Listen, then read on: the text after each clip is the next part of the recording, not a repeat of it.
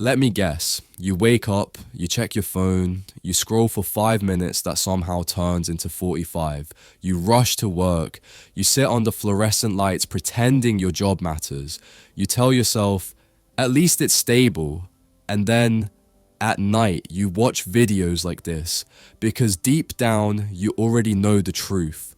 Your life isn't hard, it's wasted. You're not trapped because you're unlucky. You're trapped because you keep choosing comfort over control. And the wildest part, you're doing it on purpose. You complain about inflation, AI, layoffs, burnout, and the economy, but you still bet your entire life on one paycheck, one boss, one company, one fragile illusion of safety. That's not responsibility, that's delusion. And today we're gonna rip that illusion apart. This video is about a book that doesn't care about your excuses. It's called The Side Hustle Bible, written by James Altucher. Now before you roll your eyes, no, this is not another grind harder book. And no, James is not some motivational TikTok guru who got rich selling courses. James is something far more uncomfortable. He's a man who lost everything multiple times, went broke, depressed, suicidal, had the IRS calling, had kids to feed, and still rebuilt his life over and over again, not once, not twice, but again and again. He's been a hedge fund manager, a failed entrepreneur, a successful entrepreneur, a writer, a podcaster, a venture capitalist. And here's what matters. This book wasn't written from a mansion. It was written from rock bottom. James didn't discover side hustles because they were trendy. He discovered them because jobs failed him, because corporations didn't care, because loyalty didn't pay, because doing everything right still led to disaster. And instead of pretending the system works, he did something radical. He stopped depending on it. Disclaimer: this video falls under the Fair Use Act. It is for educational purposes only. It adds new meaning, context, and analysis. This video does not replace the book. If anything, it should make you uncomfortable enough to go read it yourself. This book is not about hustling 24/7, becoming a millionaire overnight, escaping work entirely. It is about something far more dangerous: control over your income, your time, your mental health, your future. James makes one brutal point over and over again. A job is not security, it's concentration risk. And most people never recover from that realization, because once you see it, you can't unsee it. Why this matters now, not someday. This book feels prophetic because the world finally caught up to it.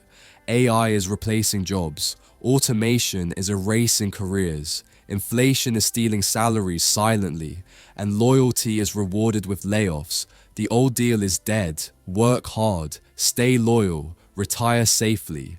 That contract has been voided, and yet most people are still playing by rules that no longer exist. This book doesn't ask, what job should you get? It asks, what happens when your job disappears? Welcome to Mindful Reads Hub. Let's get started. The job is the trap. Most people still believe having a job means they're safe. That belief is the biggest lie modern society ever sold. It sounds responsible. It sounds mature. It sounds like something a parent would say while telling you to be realistic. But realism is exactly what's missing here. Because if you actually look at how the world works now, not how it worked in the 80s, not how it worked when pensions existed, not how it worked when one salary could buy a house. Jobs are no longer assets. They're liabilities pretending to be security. James opens by describing the quiet collapse of the traditional career path. Not in a dramatic, everything is burning way, but in the slow, humiliating way most people experience it. Layoffs framed as restructuring, stagnant wages dressed up as experience, and loyalty rewarded with a severance email written by legal. This isn't just an American issue. Europe has rising underemployment. Asia has overqualification crises. Africa has entire generations locked out of formal work. The system isn't broken. It's doing exactly what it was designed to do. extract labor efficiently, and discard people silently. The book keeps hammering one uncomfortable idea. A job is a single point of failure, one income source, one boss, one market shift away from panic. And people know this. They feel it every time headlines announce mass layoffs in tech, finance, media, healthcare, industries that were all once considered safe. In the last few years alone, millions of workers globally have been told they were essential right before being told they were redundant. That cognitive dissonance breaks people, and instead of questioning the system, they blame themselves. James doesn't sugarcoat his own story here. He talks about being broke, unemployable, depressed, and watching every traditional option close. Not because he was lazy, not because he lacked education, but because when systems fail, they fail fast and without apology. What saved him wasn't a better resume. It wasn't networking harder. It was realizing that survival in the modern economy means never letting one institution control your ability to eat. This is where the idea of side hustles stops being cute and starts being existential. Not hustle culture, not work more, but diversification. The same logic investors use to protect capital applied to human lives. Multiple income streams aren't about getting rich. They're about not being cornered, about having leverage when the job market turns hostile, which it always does eventually. The book also dismantles the myth that returning to the workforce is a reset. It isn't. For most people, it's a downgrade. Older workers are paid less. Younger workers are contract-based. Middle-aged workers are too expensive. Globally, labor has become flexible in the way plastic is flexible, cheap, replaceable, and easily reshaped.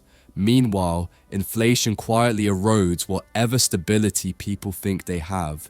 You can do everything right and still move backward. James's real provocation here isn't quit your job. It's worse than that. It's stop lying to yourself about what your job is. A job is not your identity. It is not your future. It is not a guarantee. It's a temporary transaction, and building your entire life around something temporary is the definition of reckless. Everyday life proves this.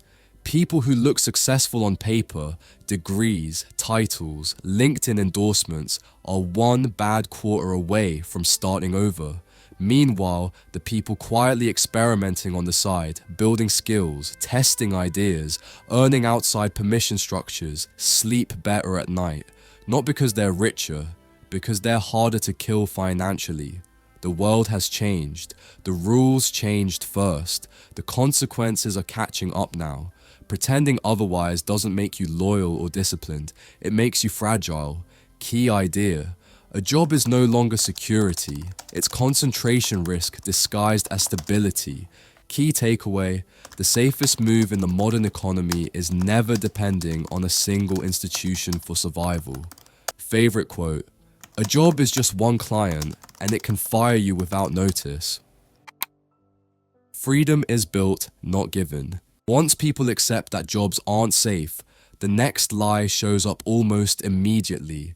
The idea that doing anything outside employment is reckless, that entrepreneurship is gambling, that side hustles are for people who can afford to fail. This belief is so deeply programmed that people repeat it without realizing who benefits from it.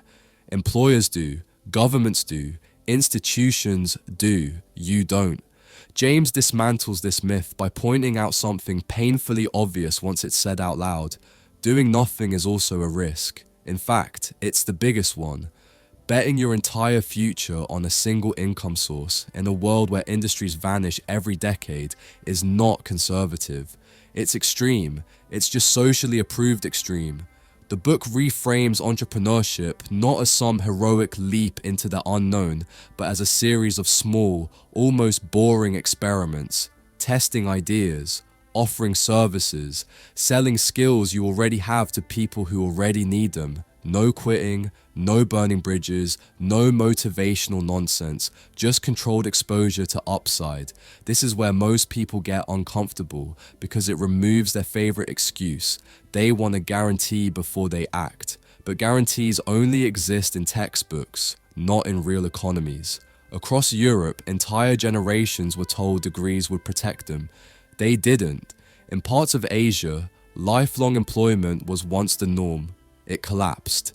In the US, mass layoffs have become quarterly rituals, even in profitable companies. The pattern is global. Waiting for permission doesn't make you responsible. It makes you late. James is blunt about rules here. Not rules like wake up at 5 a.m., but rules of survival. Don't risk what you need for what you don't need. Don't scale before you earn. Don't chase ideas, chase customers. Don't confuse effort with progress. These aren't startup cliches. They're guardrails, and they make side hustles safer than jobs, not riskier. The irony is that most people already behave entrepreneurially in every area except money. They test relationships, they test cities, they test identities online. But when it comes to income, they demand certainty in a system that offers none. James calls this out repeatedly. You don't need permission to try. You need tolerance for being bad at something before you're good at it. Recent economic data backs this up. Freelance and independent income has grown globally, not because people are greedy, but because institutions are unreliable. Even large companies now encourage entrepreneurial thinking while quietly shifting risk onto workers. You're already absorbing the risk, you're just not getting the upside. This part of the book also confronts the fantasy of overnight success. Side hustles aren't about escape, they're about leverage. Building something small that pays you teaches you more about economics than any job ever will. You learn pricing, you learn demand, you learn negotiation, and most importantly, you learn that money responds to value, not credentials. The real freedom here isn't financial at first, it's psychological. Once you earn money without asking permission, something breaks. You stop seeing bosses as authority figures and start seeing them as clients. You stop panicking at headlines. You stop feeling trapped. That shift alone changes how you move through the world. People ask why schools don't teach this. The answer is simple. Systems don't train people to outgrow them. James's message isn't motivational, it's corrective. You don't build freedom by waiting. You build it by stacking small survivable risks in your favor while everyone else is clinging to the illusion of safety. Key idea: entrepreneurship isn't risky. Refusing to experiment is. Key takeaway: small controlled side projects are safer than betting your entire life on one employer. Favorite quote: the safest path is the one where you have options. The millionaire formula nobody teaches. Once people get past the fear of starting, another fantasy collapses. The belief that wealth comes from brilliance, that somewhere out there is a perfect idea waiting for a genius to discover it. That if you're not naturally gifted, connected, or visionary, you're locked out. The book dismantles this illusion ruthlessly because it's one of the most expensive lies people tell themselves. James makes an uncomfortable point early on. Most millionaires are not exceptional thinkers. They are exceptional appliers.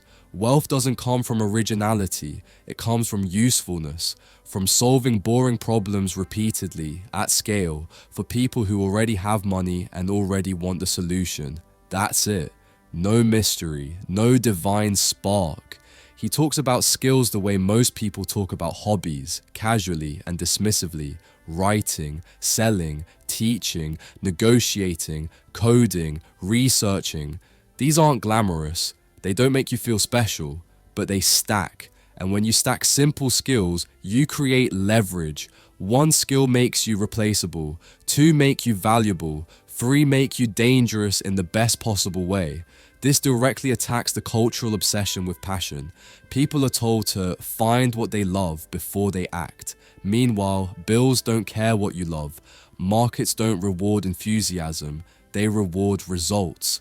Across economies, from India's service boom to Europe's consulting markets to Africa's digital freelance explosion, the people earning are the ones who ask the simple question: who has a problem they will pay to remove?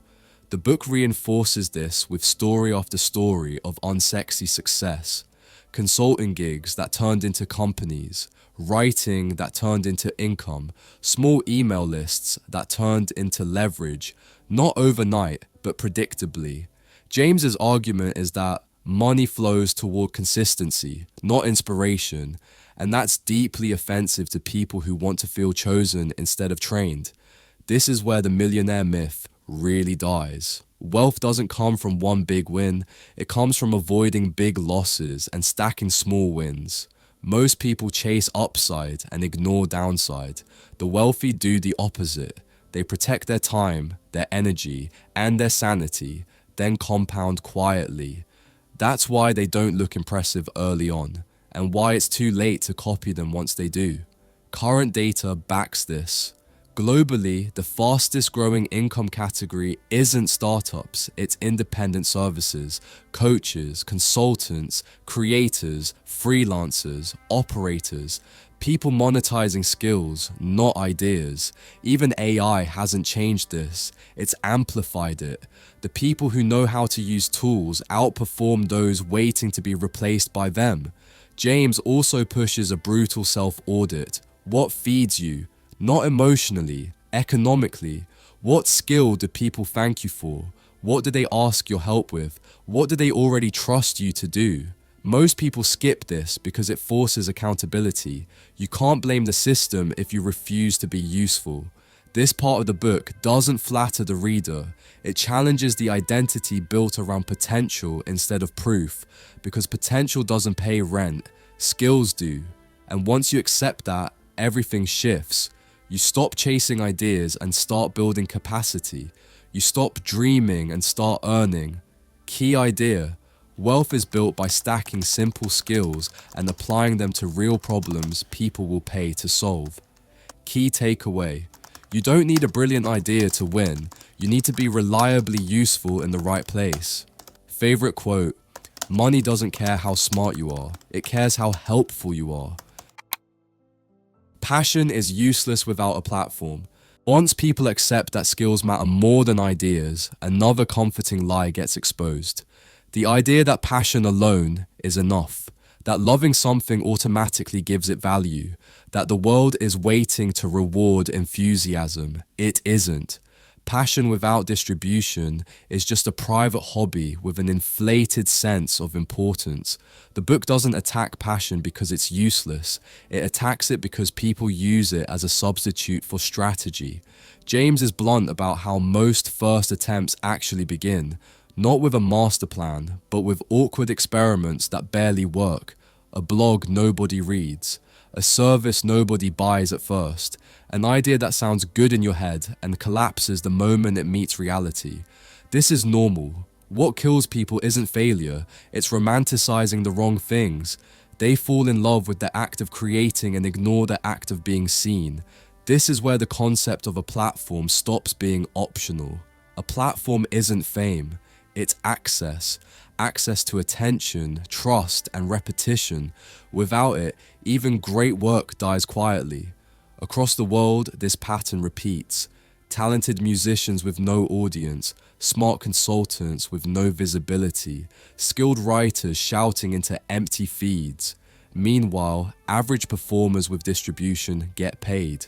Not because they're better, but because they're present. The book emphasizes daily idea generation, not as creativity, but as training. Writing ideas down rewires how you see problems. It shifts your focus from self-expression to usefulness. That's why James pushes repetition over inspiration. Do it every day. Be bad in public. Learn what people respond to. Most people refuse this step because it threatens their identity. They want to be admired immediately. Markets don't care.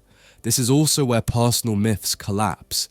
People say they're not marketers as if that's a personality trait, or that they hate social media while consuming it daily. The truth is simpler. They fear exposure. They fear being ignored more than being wrong. So they hide behind passion projects that never leave their own head. Globally, the evidence is everywhere. Creators in developing countries build audiences faster than professionals in wealthy ones because they treat platforms as infrastructure, not validation. They show up, test, adjust, repeat. They don't wait to be perfect. Meanwhile, highly educated workers cling to credentials while algorithms decide who gets seen. James's point is uncomfortable because it strips away moral comfort. Loving something doesn't entitle you to attention. Attention is earned through consistency and relevance. Platforms reward people who show up even when nobody is watching. That's why most people quit right before it works. They confuse lack of immediate response with lack of value. This part of the book quietly reframes success. It's not about being the best, it's about being findable. Monetization doesn't come from passion, it comes from positioning, from showing up where people already are, from speaking in a way that solves their problems, not celebrates your own interests. The economy doesn't reward hidden talent, it rewards visible usefulness. And once that clicks, the goal shifts. You stop asking, what do I love? And start asking, where can I help at scale? That's when passion becomes fuel instead of a trap. Key idea. Passion without a platform creates effort without leverage. Key takeaway. Being seen consistently matters more than being perfect privately. Favorite quote. If nobody knows what you do, it doesn't matter how good you are. The new economy has already replaced you. By the time people finally accept that passion needs structure, another realization hits even harder. The rules didn't just change. They were erased while most people were busy defending the old ones. The economy people were trained for no longer exists, and it hasn't for a long time. What exists now is something colder, faster, and brutally honest. The book doesn't romanticize this shift, it exposes it. James describes a world where technology didn't politely disrupt jobs, it quietly hollowed them out. Entire roles didn't disappear overnight, they were diluted. One person now does the work of 5. Software replaced assistants. Algorithms replaced analysts.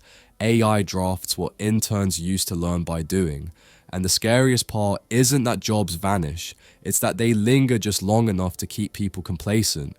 This isn't a US only phenomenon. In India, automation reshaped back office work. In Europe, traditional manufacturing regions collapsed while digital services exploded elsewhere. In Africa, mobile tech leapfrogged infrastructure and created parallel economies. The common thread is this: technology doesn't eliminate work, it relocates value, and people who don't move with it don't get sympathy points. The book pushes back against the lazy narrative that tech eats everything. It doesn't. It rewards adaptability. It punishes rigidity. James makes the point that technology creates more opportunity than it destroys, but not for people clinging to job titles. Opportunity now lives at the intersection of tools and human judgment. Knowing how to use platforms matters more than memorizing processes. Being able to learn fast matters more than knowing a lot. This is where the new rules emerge. Ownership beats employment, speed beats perfection, distribution beats credentials. These aren't motivational slogans, they're survival mechanics. People who understand this don't panic when industries shift, they reposition. They don't ask, what job should I get next? They ask, what problem just became more painful because of this change? Recent headlines prove this daily. Layoffs in tech alongside record profits. Productivity rising while wages stagnate. AI tools becoming mainstream while education systems lag decades behind. The economy rewards those who treat change as leverage and punishes those who treat it as an inconvenience. James is clear that the internet flattened the world in one specific way. It removed permission. Anyone can publish, anyone can sell, anyone can learn. That's terrifying for institutions built on gatekeeping and uncomfortable for individuals who prefer rules to freedom. Because when permission disappears, so do excuses. This section of the book isn't optimistic, it's pragmatic. The new economy doesn't care about fairness, it cares about output, and it quietly hands advantages to people willing to experiment publicly while others wait for clarity. Clarity never comes. Adaptation does. People who thrive now don't feel special. They feel mobile. They treat skills as temporary, learning as continuous, and income as modular. They don't marry one path. They hedge their lives like portfolios. And that mindset shift is the real upgrade technology forced on everyone. Key idea: technology didn't destroy opportunity, it relocated it to those who adapt fastest. Key takeaway: the modern economy rewards flexibility and ownership, not loyalty to outdated roles. Favorite quote: the future belongs to people who can learn faster than the world changes. Opportunity is everywhere, if you're trained to see it. Once people understand that technology changed the rules, the next realization is even more uncomfortable.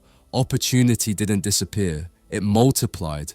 The problem is that most people were never trained to see it. They were trained to wait for it, to be assigned it, to be promoted into it.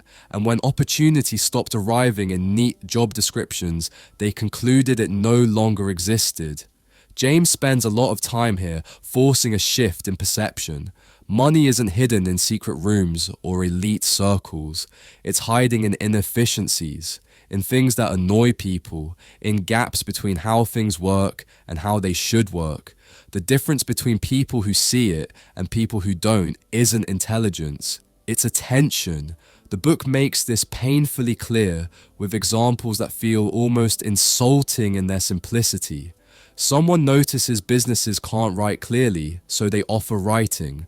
Someone sees professionals don't understand technology, so they explain it. Someone realizes people are overwhelmed by choices, so they curate. None of this requires genius. It requires noticing what others complain about and asking a dangerous question. Would they pay to make this problem go away? This mindset is rare because most people are trained to consume, not observe. They scroll, binge, watch, complain, repeat. Opportunity spotting requires the opposite. You look at everyday life like a system that's slightly broken everywhere. Transportation, food, healthcare, education, hiring, marketing. Every friction point is a business waiting to exist. Globally, this plays out constantly. In Southeast Asia, mobile payments exploded because banks ignored everyday users. In Africa, logistics startups grew because infrastructure failed. In Europe, niche consultants thrive because bureaucracy overwhelms companies. Opportunity doesn't announce itself, it leaks. James also challenges the fantasy of scale-first thinking. People obsess over billion-dollar outcomes while ignoring $1,000 problems right in front of them. But every large business started by solving something small extremely well. The billionaire isn't special because they dreamed bigger. They trained themselves to see value where others saw inconvenience. This is where the idea economy becomes real. Ideas aren't inventions, they're interpretations. Two people can look at the same situation and see entirely different futures. One sees inconvenience and adapts. The other sees inconvenience and waits. That's the split. The book emphasizes that opportunity spotting is a skill, and like any skill, it feels unnatural at first. Writing ideas down daily feels stupid.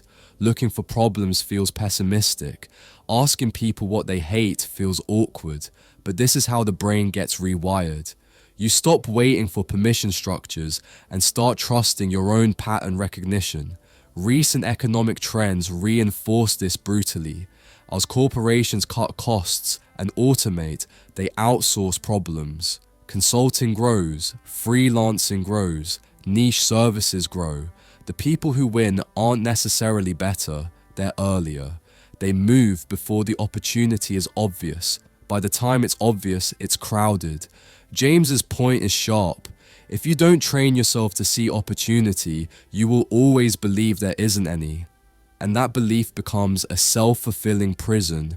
You stop looking, you stop experimenting, you stop asking, and then you complain that the system is rigged, when in reality you stopped playing a long time ago. Opportunity is everywhere, but it's invisible to people who only know how to follow paths instead of question systems. Key idea: opportunity lives in everyday problems that people are already desperate to solve. Key takeaway: learning to spot inefficiencies is more valuable than chasing big ideas. Favorite quote: ideas come from paying attention to what everyone else ignores. You don't need a big idea. At this point, the last illusion people cling to is originality. The belief that success requires a never-before-seen idea, some stroke of genius nobody else has had. This belief quietly kills more progress than fear ever could, because it gives people a noble reason to never start. They tell themselves they're still thinking, when what they really mean is they're hiding. James attacks this idea head-on, and not gently. He makes it clear that almost nothing successful is truly original. Businesses don't win because they're new. They win because they're slightly better, slightly cheaper, slightly clearer, or slightly more convenient than what already exists. Innovation isn't invention, it's refinement, and pretending otherwise is just intellectual procrastination. The book leans hard into a principle most people are embarrassed to admit: copying works. Not blindly, not illegally, but intelligently. Studying what already makes money. Understanding why customers already buy. Then doing it in a way that fits your skills, your network, your geography, your time. This isn't laziness, it's efficiency. Every industry on the planet runs on this logic, except the fantasies people tell themselves about entrepreneurship. James gives examples that feel almost too obvious.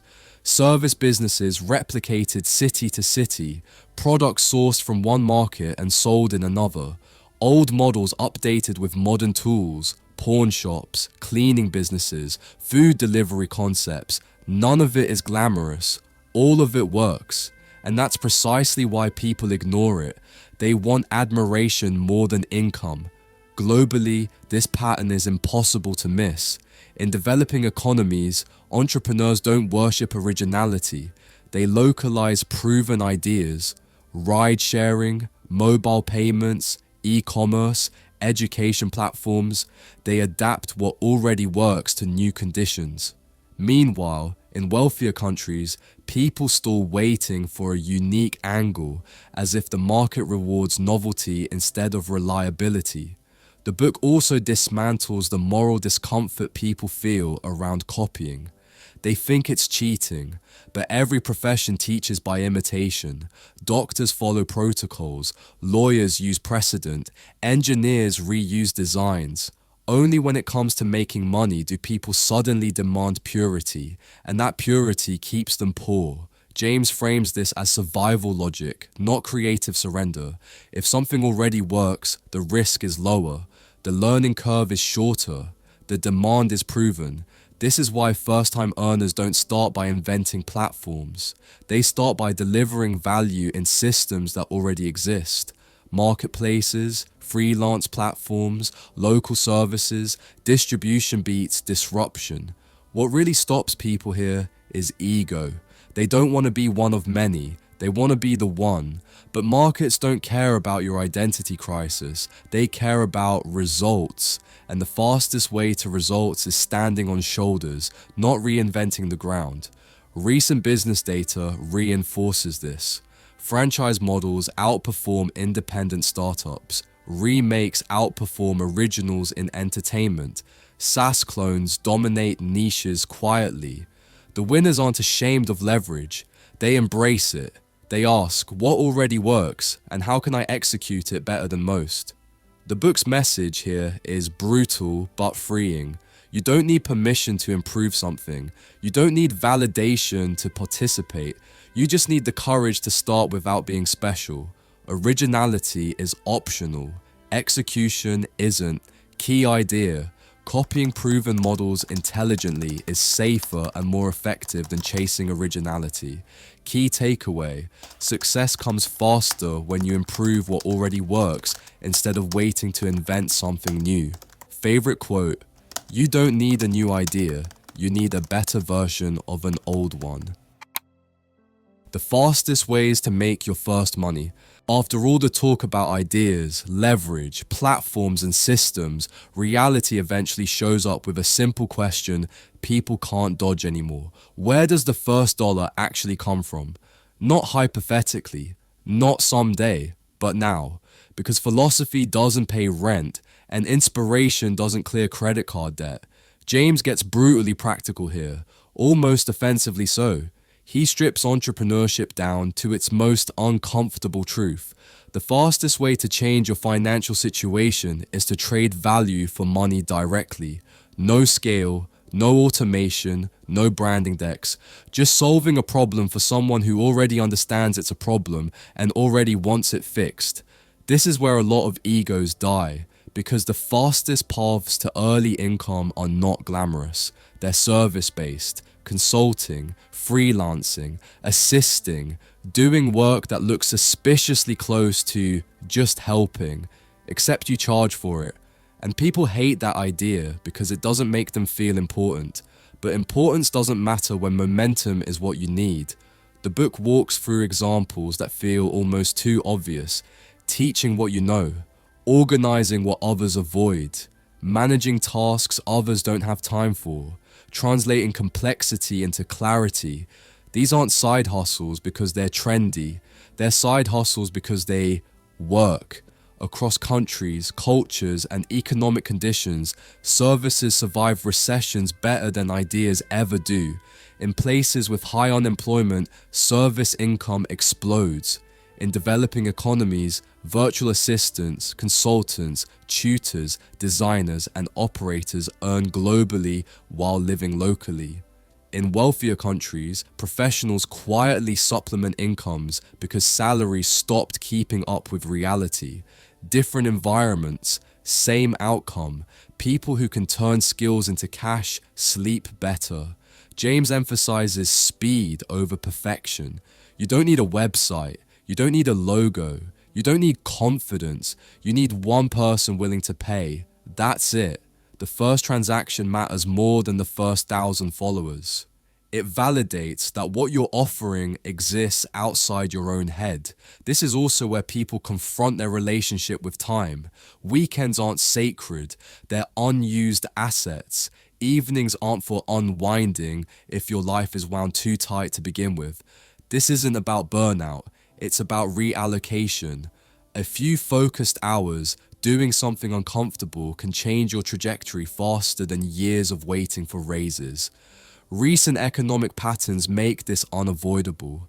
Inflation keeps pressure high. Layoffs stay unpredictable. AI compresses timelines. People who rely on one income source feel constant anxiety. People who can generate cash on demand don't. They may not be rich, but they're resilient, and resilience compounds. James doesn't romanticize this phase. He admits it's awkward. You feel underqualified. You feel exposed. You feel like you're pretending. That feeling doesn't mean you're wrong. It means you're early. Everyone earning independently went through the same embarrassment phase. The difference is they didn't quit because it wasn't sexy. What matters here isn't the amount of money. It's proof. Proof that you can create income without permission. Proof that your time has market value beyond your employer. Proof that you're not trapped, even if you're not free yet. That proof changes how you think forever. This is the turning point where theory becomes reality. Not because everything suddenly works, but because something finally does. Key idea. The fastest way to build momentum is by selling simple services that solve immediate problems. Key takeaway. Your first earned dollar outside a job is worth more than any untested idea. Favorite quote, don't build a business, build cash flow first. Build once, get paid repeatedly.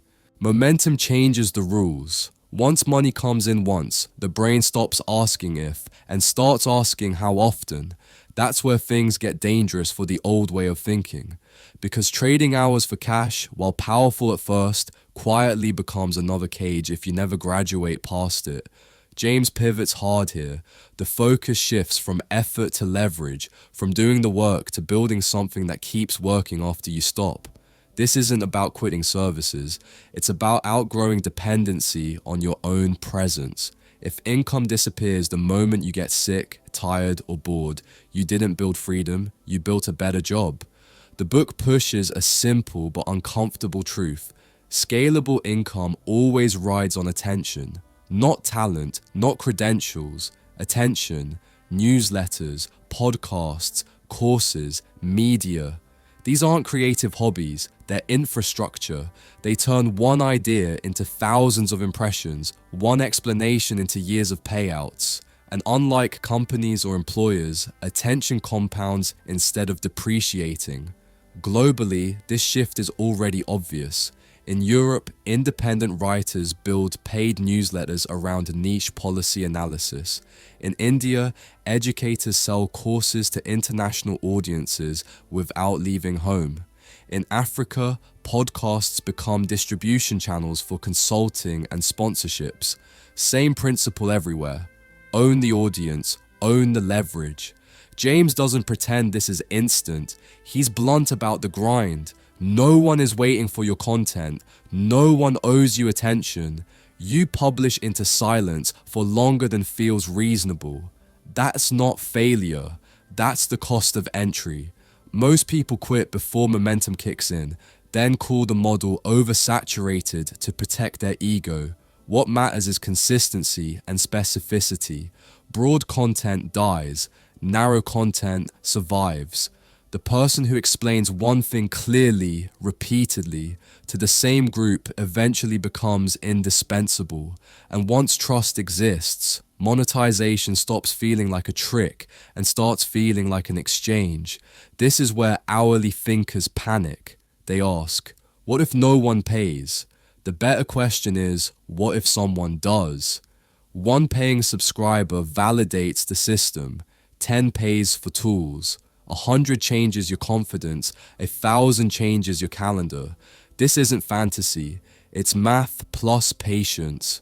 Recent economic anxiety only accelerates this. Media layoffs, shrinking ad budgets, unstable platforms, all of it punishes creators who don't own their audience and rewards those who do. Algorithms change, email lists don't, platforms disappear, direct relationships survive. James's underlying message is confrontational for a reason. If you don't build something that pays you while you sleep, someone else is sleeping while getting paid by the system you support. There's no moral high ground in exhaustion. There's only strategy or surrender. This phase isn't about becoming famous. It's about becoming anti-fragile. When income is decoupled from hours, stress drops. Options appear. Decisions slow down. You stop chasing and start choosing. Key idea. Scalable income comes from leverage, and leverage comes from owning attention. Key takeaway. If your income stops when you stop, you've built effort, not freedom. Favorite quote, create once, get paid many times. The internet is the ultimate middleman. Money doesn't magically appear, it moves. And the people who get rich aren't usually the ones inventing something revolutionary. They're the ones standing calmly in the middle while value passes from one place to another, taking a cut every time it moves. That's the uncomfortable truth most people hate because it destroys the fantasy that wealth requires genius. It doesn't. It requires positioning. The book leans hard into arbitrage here, even if the word itself scares people who think it sounds like Wall Street witchcraft. In reality, arbitrage is embarrassingly simple. Something is cheap or inefficient in one place, expensive or optimized in another, and you connect the two. That's it. No invention, no originality, just awareness and execution. This shows up everywhere once you stop romanticizing ideas. Dropshipping is the obvious example, but it's not the point. The point is understanding that the internet erased borders while human behavior stayed the same. People still want convenience, speed, trust, someone to deal with the headache for them. If you can reduce friction between supply and demand, you get paid for existing in the middle. James frames this as liberation from the ego trap. You don't need to be the smartest person in the room. You don't need to build factories or write code. You need to notice where systems don't talk to each other, where time zones, language barriers, bureaucracy, or laziness create gaps. Those gaps are cash machines. Globally, this is exploding. In Southeast Asia, freelancers manage Western clients and outsource execution locally. In Eastern Europe, developers bridge startups and enterprise needs. In Africa, peer-to-peer lending platforms connect unbanked communities to global capital. Same playbook, different geography. Money flows where coordination improves.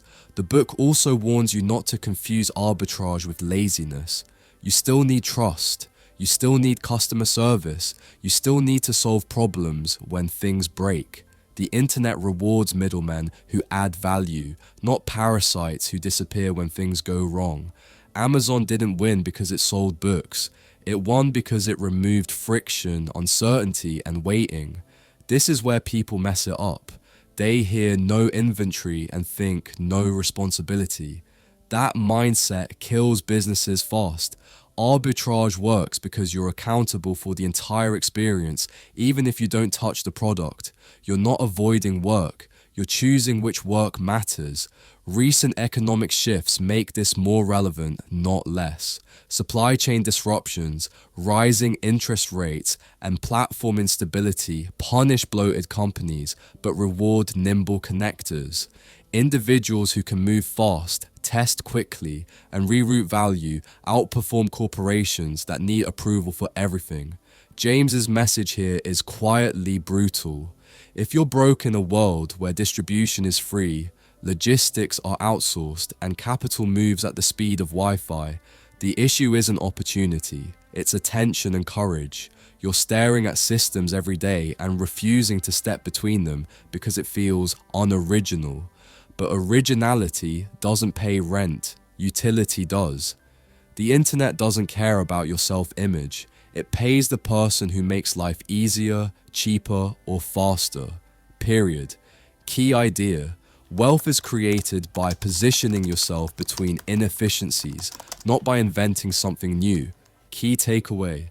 If value is moving without you, you're choosing to stay poor. Favorite quote. You don't have to create value to profit from it, you just have to move it better. Old businesses still print money. Everyone keeps chasing the shiny thing, the app, the AI startup, the crypto lottery ticket. Meanwhile, the real money is being quietly printed by businesses so boring they make people yawn at dinner parties. That's the punchline most people miss, and the book leans into it without apology. If you think boring means dead, you've been hypnotized by marketing, not reality. What's being exposed here is a simple pattern. Human needs don't change, but delivery systems do. People will always need food, repairs, cleaning, logistics, healthcare access, local services, and convenience. What changes is how those things are delivered. The tragedy is that most people ignore these sectors because they don't sound impressive on social media. And that's exactly why they work. The material walks through how traditional businesses explode in value when they become mobile, flexible, or digitally layered. Food trucks outperform restaurants because they dodge rent and foot traffic dependency. Mobile services beat storefronts because customers hate leaving their homes. Ghost kitchens, cloud salons, pop-up retail, subscription-based local services, these aren't trends, they're adaptations. Same demand, lower overhead, higher margins. Globally, this is already happening. In India and Southeast Asia, hyperlocal delivery businesses dominate entire neighborhoods. In Europe, mobile tradespeople scale faster than fixed shops. In Latin America, informal markets become formal platforms almost overnight. None of this is revolutionary. It's evolutionary. The people winning aren't inventors, they're translators, dragging old industries into the present while everyone else argues about the future. The book also dismantles the lie that you need massive funding to play this game. Most of these businesses start scrappy. One van, one menu, one route, one service. The leverage comes from repetition and systems, not scale fantasies. This is where people get uncomfortable because it means there's no excuse, no gatekeeper, no someday when I raise money, just action. Recent economic pressure makes this brutally relevant. High interest rates punish bloated startups. Commercial real estate collapses while mobile operators thrive. Consumers downshift spending but still pay for essentials. Boring businesses survive downturns because they're attached to reality, not hype cycles. When times get uncertain, practicality beats ambition every single time. The uncomfortable truth being hammered home is this: people who say they want freedom often reject the very vehicles that provide it because they don't feed the ego. They want to feel special, not stable. But stability is leverage. Predictable cash flow buys time. Time buys options. Options buy freedom. This part of the book isn't glamorous, and that's the point. If you want applause, build something sexy. If you want control, build something useful. One pays attention, the other pays bills. Key idea: old businesses don't die. They become cash machines when modernized. Key takeaway: if you're too proud to run a boring business, you're too proud to be free.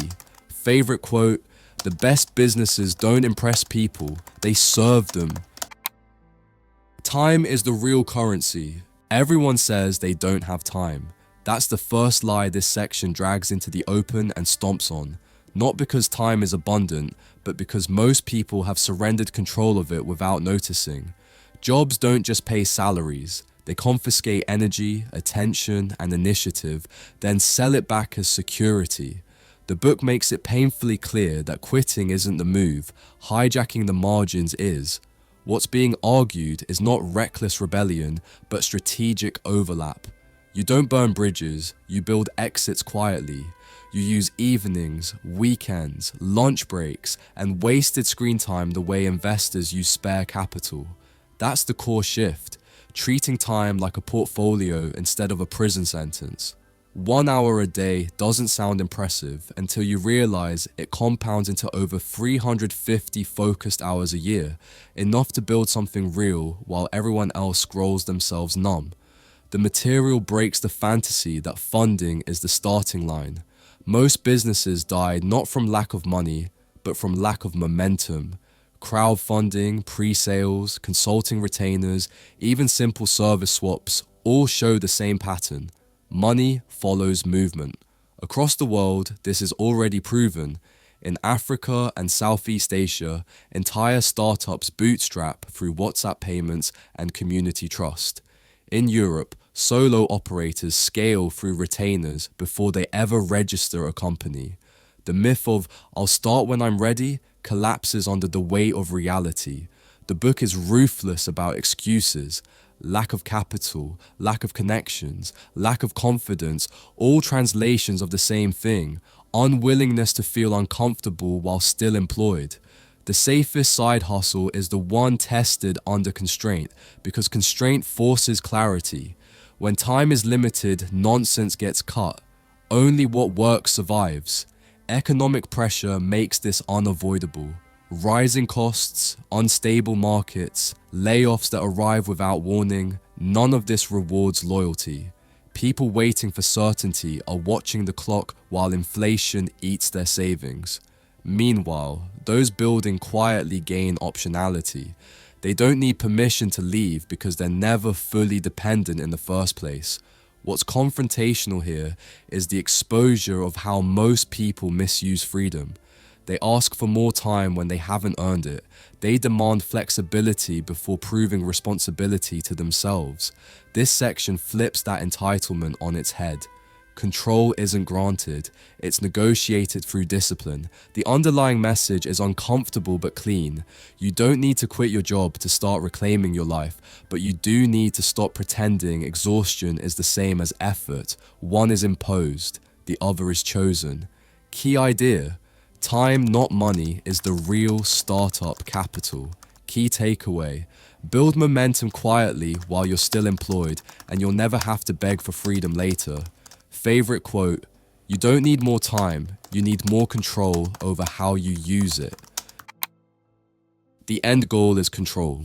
At the end of all this noise about money, hustle, skills, platforms, and leverage, everything collapses into one uncomfortable truth. If you don't control your attention, your audience, and your identity, you don't actually own anything. You're just renting stability from systems that don't care if you disappear tomorrow. The book pulls the curtain back on a brutal reality most people avoid because it threatens their ego. A job can fire you. A client can leave you. An algorithm can change overnight. But an audience that trusts you, a reputation that precedes you, and a skill set tied to your name instead of a logo, those things compound in silence. That's the real asset. Not followers for vanity. Not personal branding as narcissism, ownership. What's being dismantled here is the fantasy that success equals income. Income without control is just a nicer cage. Around the world, you can see this playing out. Journalists laid off while independent writers with email lists thrive. Musicians dropped by labels while creators with direct fan access sell out tours. Teachers underpaid by institutions while educators on platforms build sustainable livelihoods. Same skills, different ownership. The material makes it clear that media isn't about becoming famous. It's about becoming hard to replace.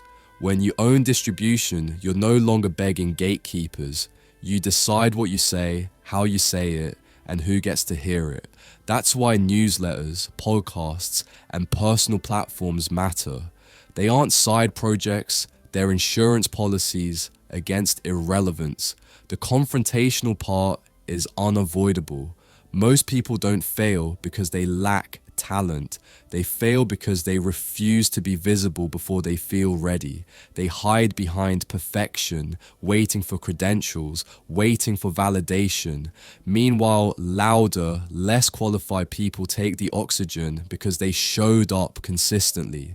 The market doesn't reward humility, it rewards clarity. This isn't just an online phenomenon. In developing economies, individuals with audiences outperform institutions with funding. In unstable political climates, those with personal brands pivot faster than those tied to single employers. Control travels better than credentials. The final punch is this: identity is leverage. When people associate your name with a problem solved, you don't chase opportunities, they find you. That's why the book pushes choosing yourself again and again, not as motivation porn, but as strategy. No one is coming to give you permission to matter. If that makes you uncomfortable, good. Discomfort is the cost of autonomy, and autonomy, not money, is the real finish line. Key idea: true wealth is control over distribution, identity, and attention. Key takeaway: build assets that follow you, not systems that replace you. Favorite quote: don't build something you can be fired from. Conclusion: every idea you just heard connects to one brutal conclusion. The world is not broken, it's redesigned, and most people are still playing by rules that no longer exist. Jobs aren't evil, but blind loyalty to them is. Passion isn't useless, but without leverage, it's just emotional labor. Hustles aren't magic, but momentum is. Skills matter, platforms matter more. Ideas are cheap. Execution with ownership is rare. Across every section, the message keeps tightening its grip. Stop waiting to be chosen. Stop asking for permission. Stop treating security like it's something handed down by institutions that are themselves panicking. The economy didn't betray you. It moved on without asking if you were ready. Look around the world right now. Layoffs make headlines every month. AI rewrites job descriptions faster than universities can update syllabi. Creators with email lists out-earn professionals with resumes.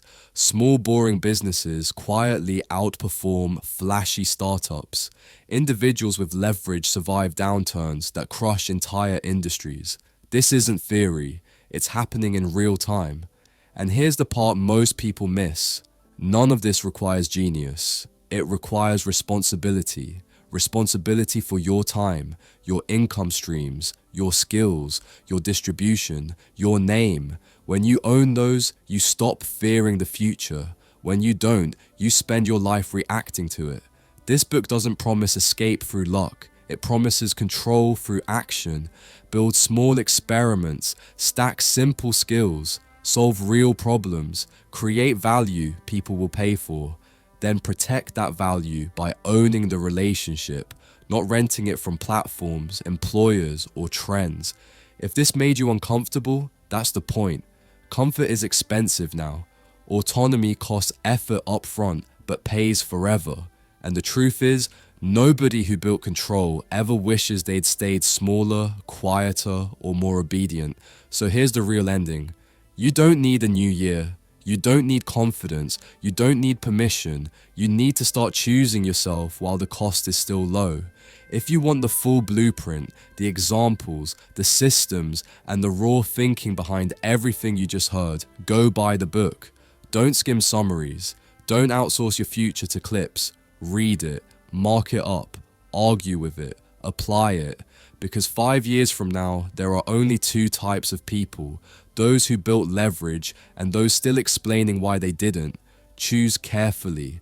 And if this hit harder than expected, you already know why.